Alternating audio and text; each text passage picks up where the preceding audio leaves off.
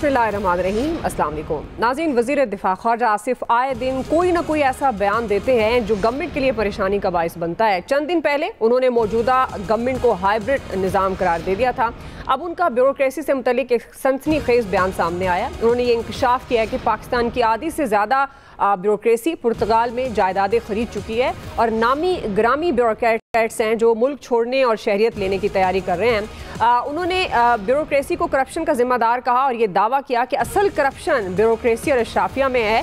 ख्वाजा आसिफ ने सियासतदानों का दिफा किया और ये वाज़ेह किया सियासतदान ना तो प्लॉट ले सकते हैं ना ही दोहरी शहरियत, क्योंकि उन्होंने इलेक्शन लड़ना होता है।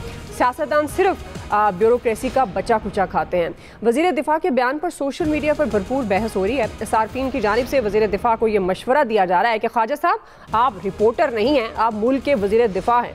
बेबसी का इजहार करने की बजाय करप्ट ब्यूरोक्रेसी का एहतसाब करें और मौसर कानून साजी करें।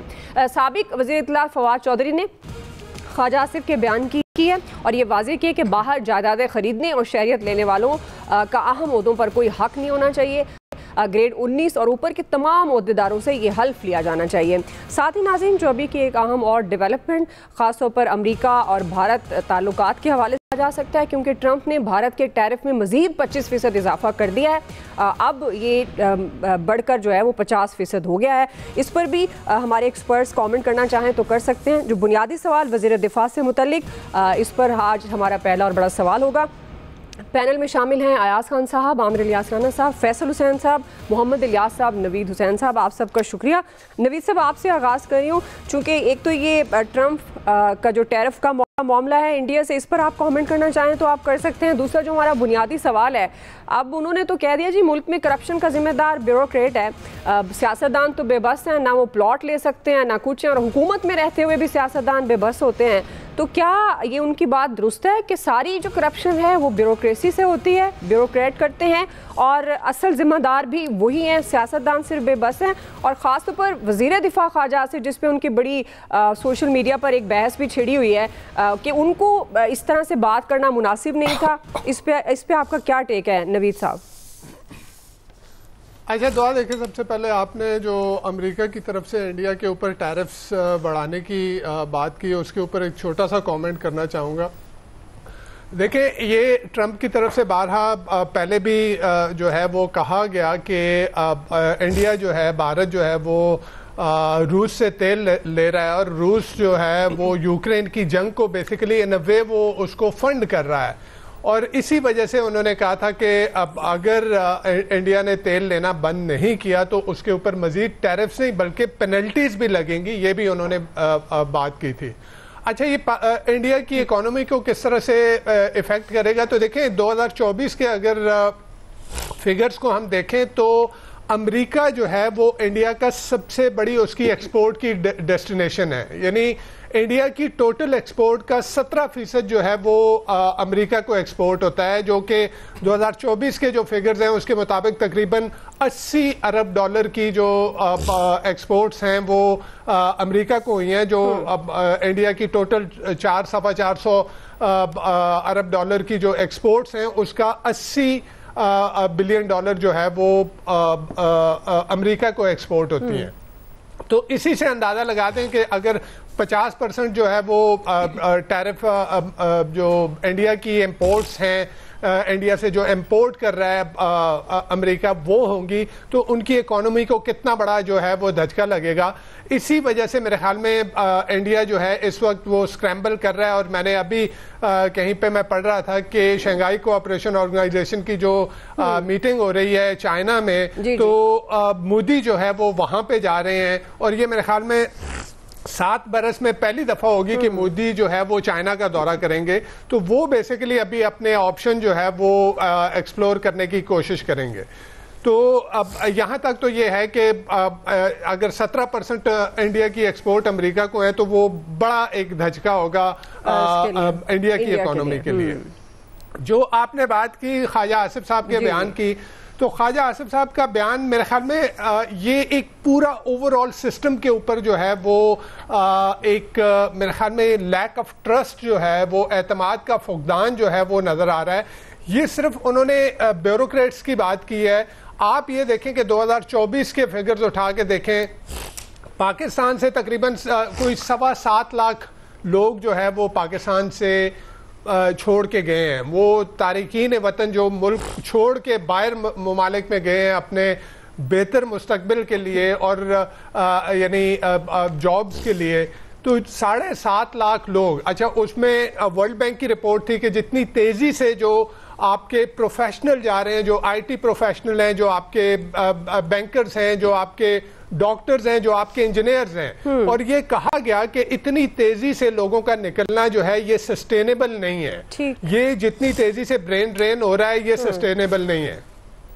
तो ये तो थी आम पाकिस्तानियों की बात। फिर मैं आपको 2024 के ही फिगर उठा के देखें कि Dubai chamber of commerce and industry में 2024 में 8,000 से ज्यादा पाकिस्तानी कंपनियां वहां पे रजिस्टर हुई हैं, जो इंडिया के बाद, इंडियंस के बाद दूसरा बड़ा नंबर है। तो इसका मतलब है कि आपके लोग जो इस अपने मुल्क में बिजनेस करने की बजाय वहां पे जा रहे हैं। तो यहां पे अगर ये कहा जा रहा है कि जी ये ब्यूरोक्रेट्स जो हैं, ब्यूरोक्रेट्स की प्रमोशन, उनकी पोस्टिंग, उनकी अपॉइंटमेंट कौन वेटिंग करता है? 2022 में जो सिविल सर्वेंट एक्ट ऑफ 1973 था उसको अमेंड करके किसको इख्तियार दिया गया था कि जी जो सिविल सर्वेंट हैं उनकी वेटिंग होगी। तो ये तो आप ही वेट करते हैं, आप उस प्रोसेस से गुजार रहे हैं, और आज आप जो है हमें ये बता रहे हैं कि जी ये लोग बाहर जायदादें खरीद रहे हैं। अच्छा, हो क्यों रहा है ये? और सिर्फ ये नहीं है ब्यूरोक्रेट, ये सभी के, ये सियासतदान अपने आप को यहाँ पे मासूम साबित कर रहे हैं। 2022 की एक रिपोर्ट थी जिसमें कहा गया था कि दुबई में 23,000 जो रेजिडेंशियल प्रॉपर्टीज थी उसमें 17,000 जो हैं वो पाकिस्तानियों की थी। उसमें पाकिस्तानी पॉलिटिशियन भी शामिल थे, उसमें जजेस भी शामिल थे, उसमें ब्यूरोक्रेट भी शामिल थे। और फिर रिसेंटली जो है वो पार्लिमानी एक कमेटी को बताया गया कि कितने ब्यूरोक्रेट्स आपके डुअल नेशनल हैं। अच्छा, फिर ख्वाजा आसिफ साहब ने कहा कि पोर्टुगल जा रहे हैं। क्यों पोर्टुगल ही इन पर्टिकुलर जा रहे हैं, बाकी कहीं क्यों नहीं जा रहे? तो इश्यू ये है कि पोर्टुगल का जो गोल्डन वीजा है वहां पे ये है कि आपने इतनी इन्वेस्टमेंट की, उसके बाद आप अपने बच्चों को ला सकते हैं और 5 साल बाद आप अपनी शरीयत भी वहां पे। तो यहाँ पे तो ये होता है कि जो ब्यूरोक्रेट, जो पॉलिटिशियन, जो जेर अताब आता है वो फिर उसकी प्रॉपर्टीज जो है वो जब्त कर ली जाती है। तो वहां पे ये उनको सिक्योर कर रहे हैं बाहर। तो पूरा ओवरऑल ऐसे लगता है कि पूरा एक सिस्टम के ऊपर लैक ऑफ ट्रस्ट है, लैक ऑफ कॉन्फिडेंस है, जिसकी आम लोग भी जा रहे हैं और वो ब्यूरोक्रेट जो बहुत अच्छी जॉब्स यहाँ पे कर रहे हैं, जो कि अशराफिया में आते हैं, वो भी इस मुल्क पे जो है वो ट्रस्ट नहीं कर रहे। जी आमिर साहब, देखें जी, सिंपल सी बात है कि जो इंडिया पे टैरिफ है और जो 50% की खबर आई और सारा सब कुछ, हम तो इसलिए खुश होते हैं ना कि हमारी तो दुश्मनी है, और कि दुश्मन को जितना नुकसान पहुंचे बहुत अच्छा है कि ट्रंप ने जो कुछ किया है कि वो माई फ्रेंड से लेके और माई बेस्ट फ्रेंड और पता नहीं क्या क्या कहानियाँ वो बना रहे हैं और वो बोल नहीं रहे। कमाल तो अभी तक मोदी का है ना कि कोई एक जवाब नहीं दे रहे। कांग्रेस ने उनकी गत बनाई हुई है रोज़ाना की बुनियाद पे, इधर से ट्रंप नहीं बात आ रहे, मुसलसल छेड़ बना दी है उनकी इंडिया पाकिस्तान जंग की। अब वो हम पे भी मुसल्लत करने के चक्कर में है, लेकिन ठीक है, इतना अरसा अयाशी की है इंडिया ने कि रशिया से भी, ईरान के साथ भी, जहाँ जहाँ पाबंदियाँ हैं वहाँ से सब जगह से वो माल भी ले रहे हैं, बेच भी रहे हैं, ख़रीद भी रहे हैं। और हम ईरान से गैस पाइपलाइन आज तक नहीं कर सके, उन्होंने $1 बिलियन का हम पे हर जाने का किया हुआ केस भी। तो ऐसे में हमें अपना रास्ता बनाना चाहिए। ठीक है, हम उनके ऊपर तो खुश होंगे ही कि हमें और निगोशिएशंस करनी चाहिए कि टर्की 15% पे बैठा हुआ है, हम 29 से 19 पे आए हैं। शायद हमारी जो पहले एक मीटिंग हो चुकी है, हम एक और जा रहे हैं हमारे आला हुकाम पिंडी से एक मीटिंग के लिए, वहाँ पे कुछ और बातें होंगी उसके ऊपर, ये भी इतलात आ रही हैं अभी। कोई वो वहाँ पे जो अभी जिनको हमने जनरल साहब को दिया है निशाने पाकिस्तान, उनकी रिटायरमेंट की एक तकरीब हो रही है वहाँ पे। हम अपने तरफ हमें जाना चाहिए नंबर 1। तो फिर अब आप आ जाएं, जो ख्वाजा आसिफ ने रात 11:30 ट्वीट किया, मैंने देखा उस वक्त, उन्होंने वो बात बताई जो वैसे रूटीन में सब जगह हो रही थी, तो लेकिन चूंकि वजीर दिफा ने कही तो उसकी अहमियत बन गई कि जी आप कैबिनेट पे करते हैं ना पहले बात ये कि जी लेके जाएं, लेकिन हमारे जो सियासतदान है पहले सबसे पहले कहाँ कंप्रोमाइज़ होते हैं। सबसे पहले ये अपने बीवी बच्चों के लिए और अपने लिए बड़ी गाड़ियाँ जब सेक्रेटरीज और इदारों की ये ले लेते हैं ना कि इंटाइटल एक गाड़ी है, आपने 8-8, 10-10 गाड़ियाँ ली हुई हैं अपने इलाके डेरे में सब जगहों पे जाती हैं, तो जब आप पहली फेवर लेते हैं तो फिर उसके बाद नीचे तो सारा काम ठीक हो गया ना। फिर आप समझते हैं कि ये मेरी मिनिस्ट्री में बड़ी ठीक ठाक कंपनियाँ हैं, तो उनके आप डीजीज, एमडीज, चेयरमैन सबको डायरेक्ट कर लेते हैं सेक्रेटरी से हट के भी, और फिर आप उनके प्रिविलेजेस यूज़ करते हैं। तो ये मिल के होता है, ऐसे नहीं है कि सब ने आंखें बंद की हुई हैं और सियासतदान बिल्कुल पवित्र हैं। नहीं, सबसे ज़्यादा बदनामी सियासतदानों की होती है, लेकिन काम सारे मिल के डालते हैं और इसमें किसी तरह का कोई बंदा भी मुफर नहीं है कि किसने ये काम ना किया हो। बहुत रेयर होते हैं जो इसलिए गिने भी नहीं जाते।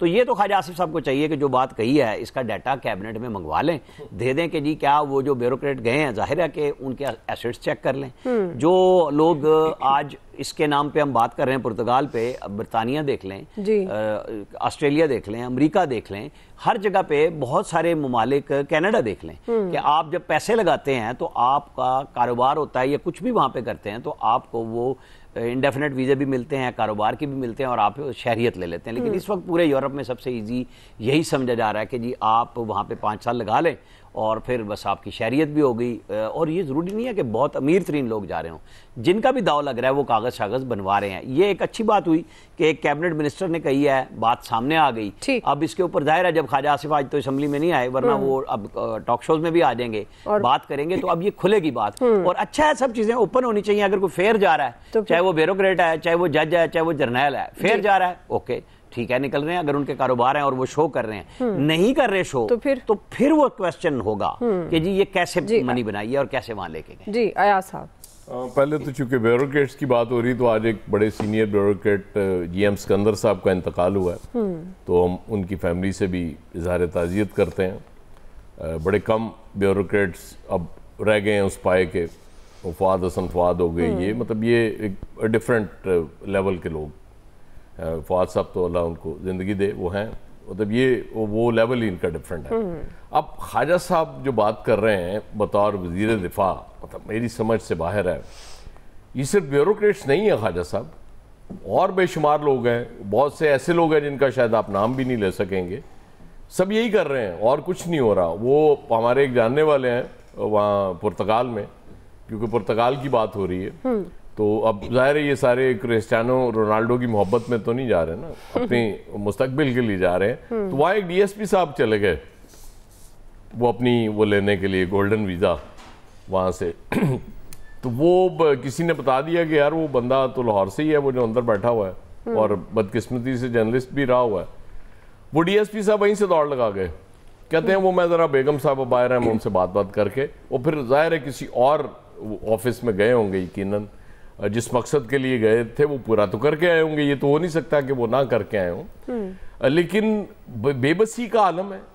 वजीर दिफा साहब ये हमें बता रहे हैं कि वो सीक्रेट हमें बता रहे हैं जिसका हमें ऑलरेडी पता है, ये नहीं बता रहे कि हम इसका हल क्या निकालेंगे। और बदकिस्मती की बात यह है कि जितना ज़्यादा मराहत, नई गाड़ियाँ अल्टीमेट इस दौर में दी जा रही हैं ब्यूरोक्रेट्स को, शायद ही कभी दी गई हों। ब्यूरोक्रेट्स को भी समझ आ गई है कि एक ही रास्ता है खुशामद का कि इनसे बना के रखो। और हालत तो ये है कि मैं किसी से कह रहा था, यार आप देखिए वजीर दिफा बेबस है, उसने कहा यार आप कमाल कर रहे हैं, यहाँ तो वजीर आजम बेबस है, वजीर आजम कुछ नहीं कर सकता, तो वजीर दिफा पे आप क्यों ये बात कर रहे हैं। ये सिस्टम हो इस तरह का गया है कि हर बंदा ये समझ, खुदा न खास्ता, मतलब ये वो लोग हैं, मतलब सियासतदान हो गए, ब्यूरोक्रेट हो गए, बाकी हमारे इदारों के लोग हैं, जो समझा जाता है कि ये इस मुल्क को चला रहे हैं और ये इनके सर पे ये मुल्क चल रहा है ना। अगर इन लोगों में ये सोच पैदा हो गई है कि यहाँ रहना ठीक नहीं है हमारे बीवी बच्चों का, हमें बाहर जाना है, तो फिर हम क्या सोचेंगे दुआ, हम क्या करेंगे, मतलब मुझे नहीं समझ आती कि हम अपने बच्चों के लिए क्या करेंगे। मैं वो आपके सामने वो बैठा हूँ, मैं एतराफ़ कर रहा हूँ कि मेरा भाई 95 में US नेशनल हो गया और मैंने उसको मना कर दिया कि यार मेरा केस फाइल ना करना, कि मैं मुहब्बे वतन बहुत हुआ करता था ना कि नहीं इस मुल्क को छोड़ना नहीं है। अब मुझे फील होता है कि जिस तरह मैं देखता हूँ ये चीजें ख्वाजा साहब के ट्वीट के बाद भी जी कि बच्चों के साथ मैंने जुल्म किया ना, अगर इनके बच्चे यहाँ महफूज नहीं है, इनके बच्चों को यहाँ सहूलतें नहीं मिलनी, आराम से नहीं रह सकते, तो हमारे बच्चों को तो कुछ भी नहीं मिलना है इस मुल्क में। इसके बावजूद हम बैठे हुए हैं यहाँ, रह रहे हैं और हमारे बच्चों ने भी ये रहना है। तो हालत यहाँ तक हो गई है, नो डाउट। और बाकी ट्रंप मेरा दोस्त, वो तो लगता है क्रिकेट खेलना शुरू हो गए। पहले 25 वो क्वार्टर सेंचुरी बनाई, अब 50 तक पहुंच गए हैं। उसके बाद उम्मीद है सेंचुरी तक, अगर ये हालात इसी तरह रहे तो सेंचुरी भी मुझे दूर नहीं लग रही, मैं ये भी बता दूं। और मतलब वो मेरे सवाल का जवाब देना आपने, वो जी कह रहे हैं सवाल कोई करना चाह रहे हैं आप, फिर वो रोक के, वो गेंद रोक के भी नहीं खेल रहे, मुसलसल कोई चौका है कोई छक्का, बिल्कुल स्टेडियम से बाहर लग रहे हैं। अब राणा साहब आप सवाल पूछे, साड़ी ते मुक गई कहानी। वो आप कह रहे थे मैं उस वक्त मुहब्बे वतन हुआ करता था, मतलब बताएं। मैं इस तरह का मुहब्बे वतन हुआ करता था, यकीन करें कि मैं कहता था कि जान भी देनी है, सब कुछ करना है, इस मुल्क में करना है, मेरे बच्चों ने भी यहीं रहना है। अब मुझे फील होता है कि मैंने बच्चों के साथ जुल्म किया, मैं इतराफ कर रहा हूँ। जी ठीक है जी, ब्रेक ले लेते हैं। आप एक छोटी सी ब्रेक से वापस इसी सवाल पे फैसल साहब और इलियास साहब पर देख लेते हैं।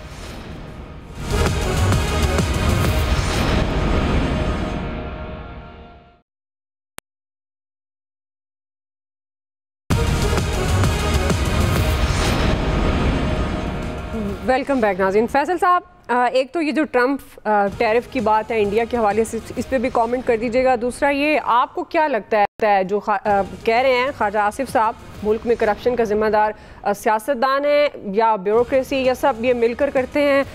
और फिर अगर ब्यूरोक्रेसी कर रही है ये सब कुछ, तो वो किसकी छतरी के नीचे कर रही है?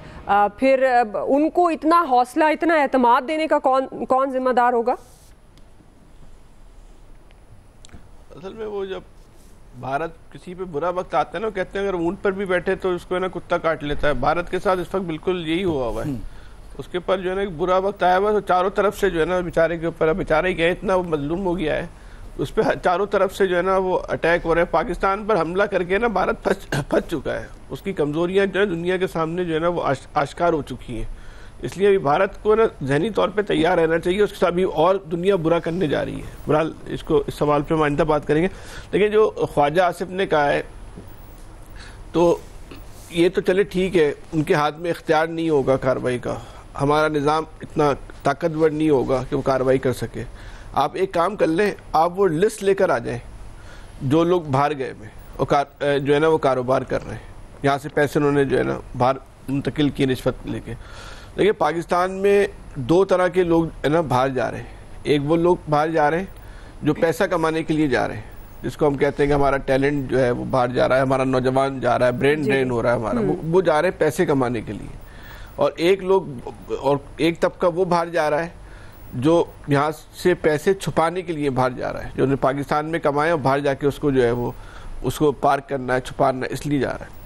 तो ये दो तरह के अलग अलग जो है ना वो लोग जा रहे हैं। तो ख्वाजा आसिफ साहब को चाहिए कि उनके नाम लेकर आएँ, ये कार्रवाई करें। हमेशा आके बता देते हैं, कोई किस्सा सुनाते हैं, कार्रवाई नहीं करते। ख्वाजा आसिफ साहब ने इंकशाफ किया था, वो हाइब्रिड निज़ाम चल रहा है इस वक्त, ये खुद वज़ीर दिफा पाकिस्तान का जो है ना वो कह रहा है। अच्छा, आमिर साहब ने जो बात की है ना कि गाड़ियों की मिसाल दी, बात सिर्फ यहीं तक महदूद नहीं है। ये ब्यूरोक्रेसी जो है ना ये सियासतदानों को काड़ा कर देती है। और क्यों कर देती है? सियासतदान जो है ना वो बहुत जहनी तौर पे बहुत कमजोर लोग होते हैं। वो पैसों को देख के ना उनकी लाल टपकने लगती है, वो प्रोटोकॉल को देख के, उसकी ऐशियों को देख के जो है ना वो पागल हो जाते हैं। सिर्फ गाड़ी का मामला नहीं है, सिर्फ अगर आप इनका दफ्तर का खर्चा देखें ना तो उस पर ये अपने दफ्तर में चाय भी नहीं पी सकते। जो ऑफिशियल अमाउंट, इसको एम्प्रेस अकाउंट कहते हैं, उस मद में जो इनको पैसे मिलते हैं, उसके लिए एक इस्तिलाह इस्तेमाल होती है फटीक की, कि जो फटीक दी जाती है अफसरान को, फिर वो उनके घर के खर्चे से लेके दफ्तर के खर्चे तक, जिनके घर के खर्चों में उनकी फैमिली के कपड़े भी शामिल होते हैं, उनके जूते भी शामिल होते हैं, उनका खाना भी शामिल होता है,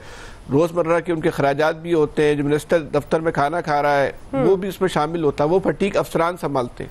इसी बात की जो संभालते हैं कि हमने जो धंधा करना है, आपने जो है ना आंखें बंद करनी है, दोनों मिलके जो है फिर वो पैसे कमाते हैं। क्योंकि आपका जो अफसर है वो पढ़ा लिखा होता है, उसको कलम का जो है वो इस्तेमाल आता है, इसलिए वो सियासतदान से ज़्यादा जो है वो पैसे कमा लेता है। लेकिन पैसे जो है वो सब कमा रहे हैं। पाकिस्तान में ना एक अशराफिया का क्लब है ना जो पाकिस्तान को चला रहा है, ब्यूरोक्रेट भी उसका जो है वो हिस्सा है, सियासतदान भी उसका हिस्सा है, और बहुत सारे लोग उसका अशराफिया का जो हिस्सा है।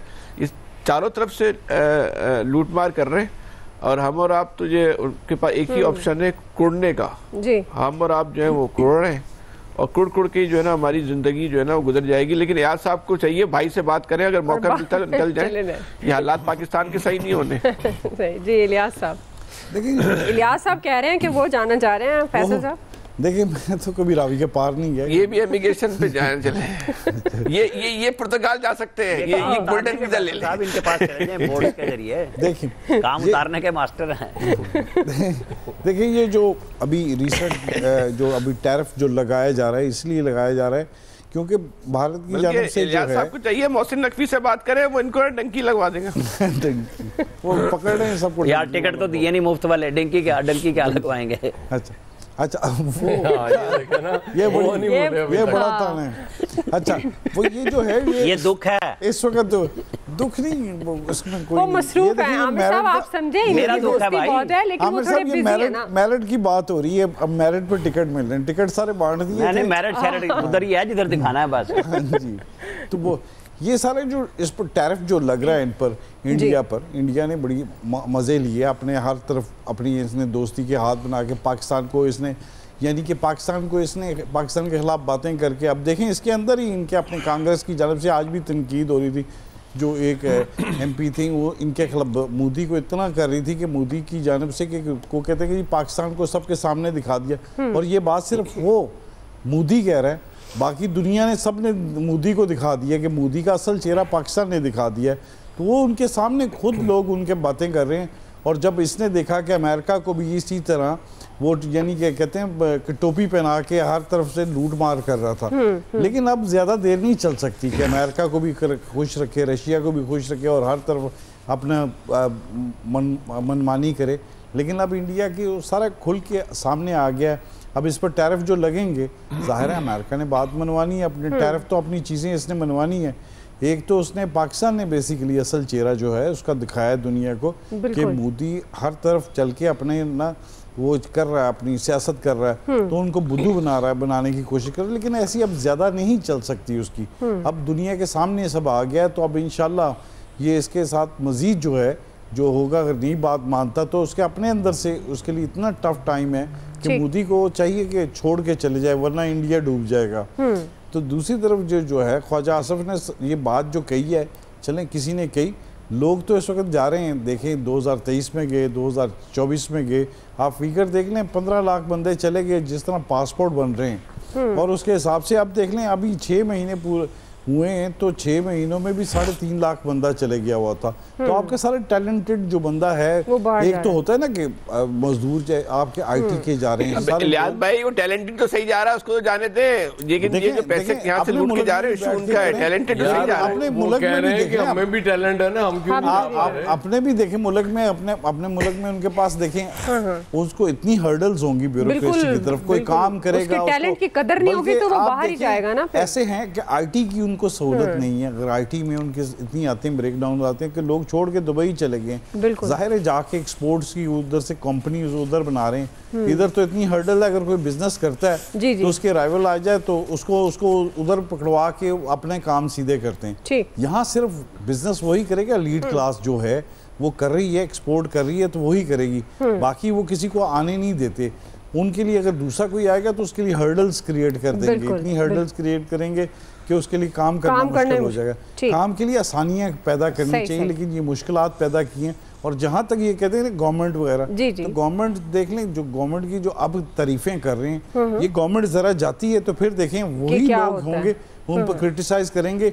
अभी देख लें 2004-05 की जो ऑडिट रिपोर्ट आई थी, 1 ट्रिलियन का पंजाब गवर्नमेंट का था मसला, उसका मसला, वो मसला क्या है, मिसमैनेजमेंट है।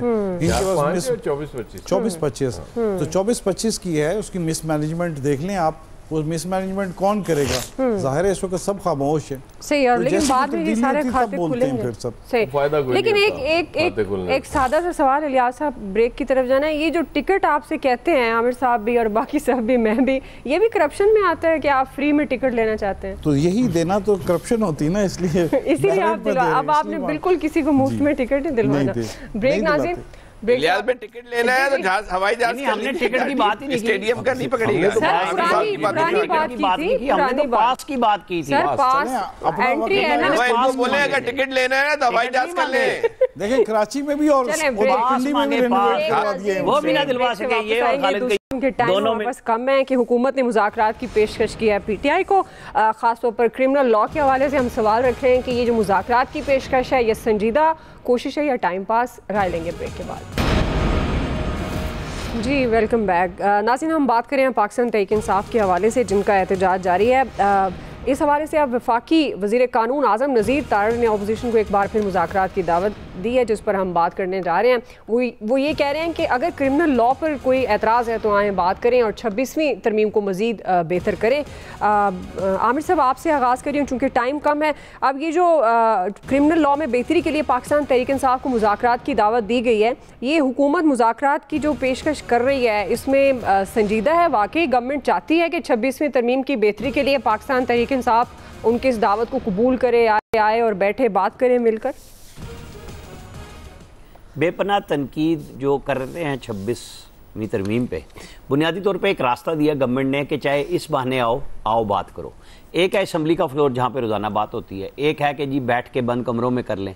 भाई आप करें, मैं तो समझता हूँ पीटीआई को फ़ौरन एक्सेप्ट करके कहना चाहिए जी मीडिया साथ बैठेगा, सब कुछ देखेगा, जो बात करनी है करें, क्यों छुपते हैं। लेकिन असल में बात यह है कि बात करने के लिए फिर इमरान खान से इजाज़त चाहिए। इमरान खान ने अपनी पार्टी में किसी एक लीडर को यह नहीं इस काबिल समझा कि वो कोई छोटा मोटा फैसला खुद से कर सके, लिहाजा ये भी बस बात ही बात रह जाएगी और कुछ नहीं होगा। जी आया साहब, ये बिल्कुल ठीक बात है कि फौरी पीटीआई को ये कबूल करनी चाहिए, लेकिन बदकिस्मती से हमारे मुल्क में कोई एहतजाज हो, कोई नो कॉन्फिडेंस मोशन हो, कोई इस तरह के मुज़ाकरात हों, जब तक इस्टेब्लिशमेंट की बैकिंग ना हो वो कामयाब नहीं होते। मैं बस इतना ही कहूँगा। जी इलियास साहब, देखिए जी बिल्कुल जी, इसमें आपस में इनको मुशावरत करनी चाहिए आके, जो तरमीम करनी है तो उसके लिए, वरना तो फिर ये सारा मसला इस तरह ही पड़ेगा। लेकिन गवर्नमेंट के इस टाइम आप देख लें, गवर्नमेंट के पास जो है इस टाइम मैंडेट भी है, सारा कुछ उन्होंने अपने बोर्ड भी कर लिया। पहले मौलाना फजलुर रहमान साहब थे जो उन पर क्रिटिसाइज करते थे, अब तो उन्होंने वो भी साइड पर कर लिए, रास्ता उनके लिए खुला है, कोई इनके लिए मसला नहीं है। ये जो चाह रहे हैं बिल्कुल गवर्नमेंट बिल्कुल उसी तरह चाहेगी, लेकिन जो वो जाहिर बात है कि बिल्कुल अगर इन्होंने सोच लिया है कि इस पर अमल दरामद करना है तो फिर ठीक है, 18वीं तरमीम में जो अमेंडमेंट करनी है तो वो तो हो ही रहेगी। लेकिन इसमें ये देखना पड़ेगा सारे सूबों के जो फंड्स जाहिर है इधर से उधर मुंतकिल हो जाएंगे। इनको चाहिए था सिस्टम में वो जो सिस्टम है बेसिकली कि डिस्ट्रिक्ट गवर्नमेंट्स को भी फाल करें, उनको भी फंड्स दें, उनकी ट्रांसफ़र हों, जैसे एनएफसी वार्ड है, पीएफसी को भी इस तरह फाल बनाया जाए। अब जाहिर है फिर एक दफ़ा सिस्टम रिवर्स कर जाएगा, जो पहले था वो उससे रिवर्स होगा। जी फैसल साहब, इन मुज़ाकरात का कोई फ़ायदा नहीं है, जो हुकूमत ने करना है वो उसने करना है। अगर हुकूमत इमरान खान बेबस और लाचार है तो हुकूमत भी कोई ताकतवर नहीं है, वो भी बेबस और लाचार ही है। अगर इस हुकूमत से इमरान खान कोई बात नहीं कर रहे, इसका हो सकता है कि हम बहुत सारी जमहूरी कदरों में देखें तो हमें मुनासिब बात नहीं लगती होगी, लेकिन पाकिस्तान का जो इस वक्त का जो पॉलिटिकल सिनेरियो है उसमें इमरान खान की बहुत बेहतरीन हिकमत अमली है कि वो इस हुकूमत से किसी तौर पर जो है ना वो बात नहीं कर रहे, और यही वजह है कि वो अपने लोगों पर भी इसलिए एतबार नहीं करते कि भाई ये, क्योंकि सबको पता है, हमें और आपको पता है कि सब लोग कंप्रोमाइज हैं। हमें आपको पता है कि अमीन गंडापुर जो अचानक से गायब हो जाते हैं, फिर बोलते हैं मैं इस पहाड़ पे चढ़ गया, उस पहाड़ पे चढ़ गया, वहाँ से गली से निकला पहुँच गया, तो सारे जो दो एहतजाजी तहरीक अमीन गंडापुर ने जो नाकाम बना दी। हमें और आपको पता, इमरान खान को अंदाजा नहीं होगा कि जो लोग बाहर हैं वो हुकूमत से कंप्रोमाइज है, तो इन्हीं लोगों को बोले जाके जो बात कर लो। मतलब इमरान खान इस वक्त अपने पत्ते से ही खेल रहे हैं। जी नवीद साहब, अच्छा, दुआ मेरे ख्याल में गवर्नमेंट के पास कोई मोटिवेशन नहीं है कि वो पीटीआई को एंगेज करे। आपको याद होगा पहली एक जो एफर्ट हुई थी उस वक्त भी मैंने कहा था कि जी कोई मुज़ाकरात नहीं होंगे, बिकॉज ये गवर्नमेंट जो है इसके पास इख्तियार नहीं है और जिनके पास इख्तियार है वो कह रहे हैं कि जी ये 9 मई किया हुआ है, इनके लिए तो प्रोटेस्ट करने का राइट नहीं है, तो मुज़ाकरात जो है वो तो दूर की बात है। तो जो संजीदा कोई कोशिश नहीं है पीटीआई को। इमरान खान साहब की तरफ से मेरे ख्याल में ये एक गलती थी उनकी तरफ से, जब उन्होंने देखा कि जो बाहर उनकी लीडरशिप पार्टी जिसको लेके चल रही है वो डिसऑर्गेनाइज है, और इसके बावजूद उन्होंने कहा कि जी एक डिसाइसिव मूवमेंट जो है वो हाइप इतनी क्रिएट कर दी कि वो नवंबर में जो हुआ था और अब जो हुआ, तो अब गवर्नमेंट तो ये कह रही है कि जी पीटीआई में तो वो ताकत ही नहीं है कि कोई चैलेंज क्रिएट कर सके, तो फिर क्या मोटिवेशन है कि वो इनके साथ कोई संजीदा मुज़ाकरात कर सके।